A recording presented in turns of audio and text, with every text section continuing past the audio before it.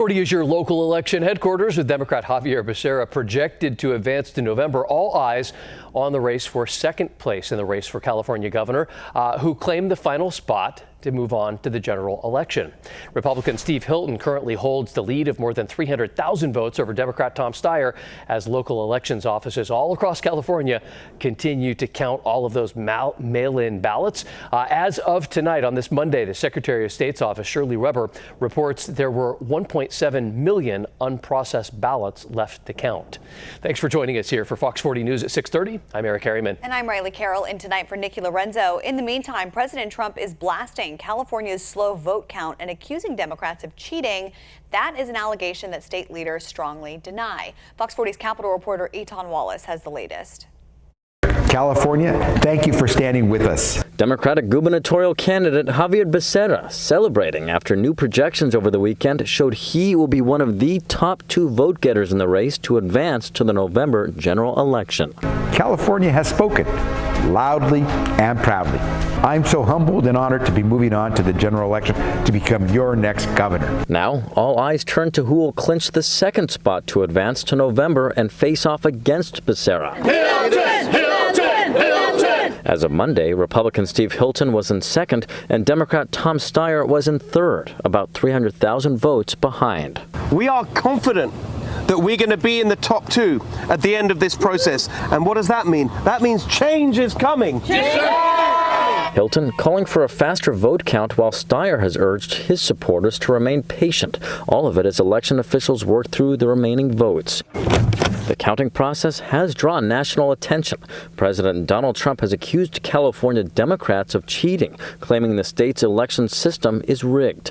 On social media, the president pointed to late arriving ballots, which have historically favored Democratic candidates. Trump-appointed U.S. Attorney Bill Essayli said he could not comment on specific investigations, but did confirm federal officials are looking into instances of alleged voter fraud in California. We've had judges, and everyone says from election to election, there's no fraud, there's no deception. California Elections Chief, Secretary of State Dr. Shirley Weber pushed back on the president's claims, saying there is no evidence of widespread voter fraud in California. I don't listen to presidents who've never run an election before, but who has great opinions about what should happen, especially when it comes to him winning and anybody else losing. The drama comes as vote totals continue to shift. In the Los Angeles mayoral race, ballots counted after Election Day helped progressive Nithya Raman overtake Spencer Pratt to claim the second spot now. The question moving forward, could a similar late surge help progressive Tom Steyer close the gap with Republican Steve Hilton in the race for governor? Political analyst Matt Klink weighing in. Do you think we could see a similar thing in the governor's race that we saw in the mayoral race? It would be very, very difficult for Tom Steyer to do what Nithya Raman did in the Los Angeles mayor's race. Unlike Los Angeles, there are enough Republican votes statewide to really limit the huge swing that we saw in Los Angeles. So Tom Steyer faces a real uphill battle to close that gap. And the California Secretary of State officially has until July 10th to certify the results. At the state capitol, covering local news that matters, Etan Wallace, Fox 40 News. And here in the greater Sacramento area, we're still waiting for full results in multiple races that have yet to be called. That includes the newly redrawn Congressional District 6. The incumbent District 3 Congressman Kevin Kiley is still holding the lead with 25% of the vote, followed by Democrat Dr. Richard Pan and Republican Michael Stansfield. No one has officially advanced to November just yet. In the meantime, incumbent Democratic Congresswoman Doris Matsui has advanced to the November runoff in District 7. However, her opponent has yet to be determined.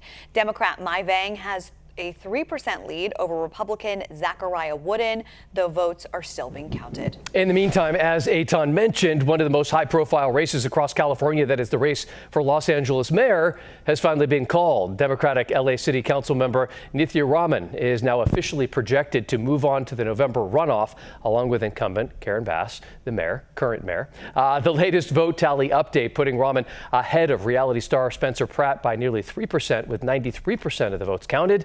Raman gathered momentum during the weekend and is now set for a showdown with the incumbent mayor, Karen Bass, who was very quick to criticize her former ally. Our city council member who works on homelessness votes repeatedly to allow encampments by schools I do not believe there should ever be encampments by schools. Meantime, Pratt spent the weekend posting online expressing distrust in the vote counting process. President Trump claiming that it is, quote, impossible for Pratt to have lost his election night lead on Raman, and criticized the state's election system overall. President Trump and U.S. Attorney Bill Asaley have been critical and have claimed election fraud. What do you say to those allegations? Well, first, I don't want us to be distracted by that. We have a job to do. I think that those allegations and those assertions have been made by the president prior to the election. So I think this is really a narrative we're seeing nationwide, that when you're not happy with the outcome of the election or the projected outcome of the election, you poke holes in the process. Bass, whose endorsements include Governor Newsom, former Vice President Kamala Harris, and former House Speaker Nancy Pelosi, has tallied less than 35% of the vote. For the latest news and updates surrounding the primary election, which is almost 1 week past, 1 week tomorrow, as well as other local stories that matter to you, you can head over to our website, fox40.com, or you can find the same information by downloading the free Fox 40 News app.